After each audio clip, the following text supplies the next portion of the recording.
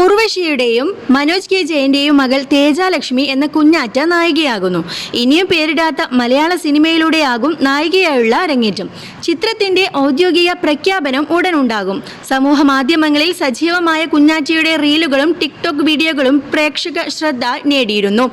UK-യിലെ പഠനത്തിനു ശേഷം സിനിമയിലെത്തുന്ന സൂചന പലപ്പോഴും അഭിമുഖങ്ങളിൽ കുഞ്ഞാറ്റ നൽകിയിട്ടുണ്ട്. മനോജ് കെ ജയനും ഇക്കാര്യം തുറന്നു പറഞ്ഞിട്ടുണ്ട്.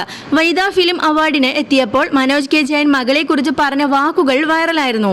അഭിനയത്തിൽ മിടുക്കിയാണെന്ന് എല്ലാവരും പറഞ്ഞാൽ പഠിത്തം കളഞ്ഞ് കുഞ്ഞാറ്റ ഇറങ്ങും. അവൾ നന്നായി പഠിക്കട്ടെ എന്ന് ഇപ്പോൾ എൻ്റെ ആഗ്രഹം.